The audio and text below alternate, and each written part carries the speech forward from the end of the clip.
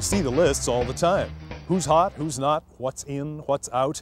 But some things, it seems, never go out of style, like the Ingleside Inn in Palm Springs, California. It was popular with Clark Gable 50 years ago, and today Elizabeth Taylor has a special suite. Hey, if it's good enough for the legends, let's go.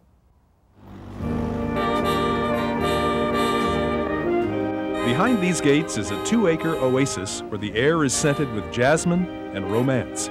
The Ingleside Inn is a hotel from another era. Clark Gable and Carol Lombard honeymooned here, and June Allison got married in the courtyard. It was built in 1925 as a private estate, but the Ingleside became a desert getaway for some of Hollywood's greatest stars. When I first saw the property, I thought it was a movie set.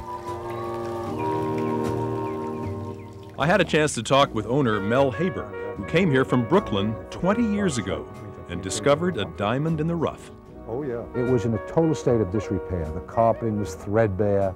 The place was derelict. It was absolutely derelict, but had this innate charm and ambience that can only exist in a place that was built 70 years ago. And that was the condition when I bought it.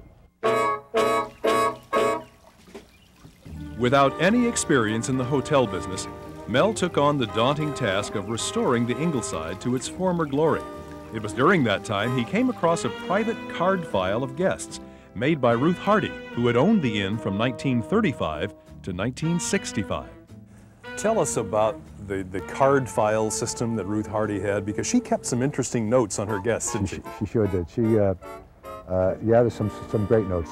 Some of the ones that stand out in my mind: Pablo Picasso, believe he's a painter. Howard Hughes stayed here with Ava Gardner. She didn't like Ava Gardner. Some others who stayed at the Ingleside were Salvador Dali, Rita Hayworth, Katharine Hepburn, John Wayne, child actress Elizabeth Taylor. Ruth, in fact, wrote that Liz was a lovely young actress. Even Garbo slept here.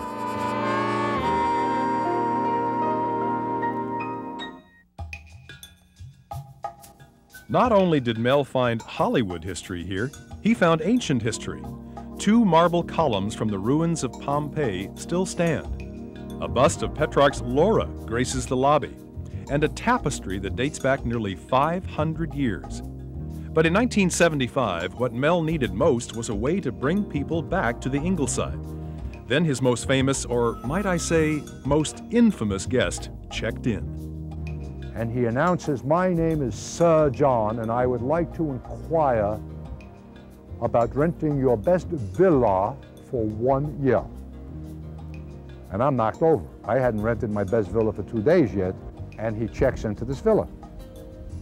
Over the next 3 or 4 months, he parades around on occasion in a velvet robe with a crown on his head. The entire town is taken with Sir John. But how long did it take before Sir John was found out? 3 months. He was arrested as a house painter from Detroit. Even though Sir John turned out to be a crook, he created such a curiosity, there was suddenly no room at the inn. And it's easy to see why when you see this place. It's very difficult to match the charm of a small hotel. Of course, this vegetation has been maturing since the 1920s, and as you see, it creates a very romantic ambiance.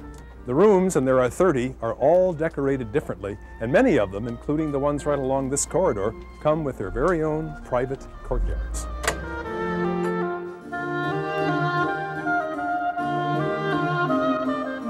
The rooms are elegant and romantic.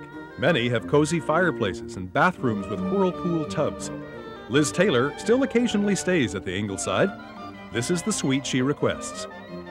And throughout the years, Mel has met some of the world's most fascinating people. People like Marlon Brando. He stayed here 3 days. He spent most of those 3 days in his camper out back talking on a CB radio, which absolutely blew me away, because I said, would these truckers, if they had any idea to talking to Marlon Brando?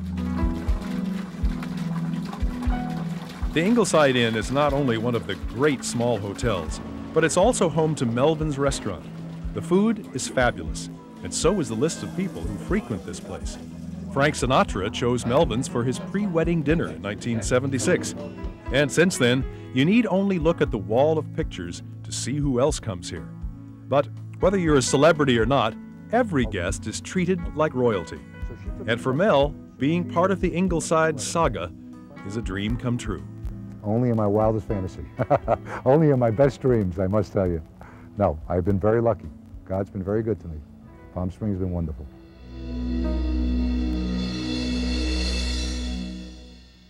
For all the famous people he has met, Mel Haber says he's still in awe of the stars.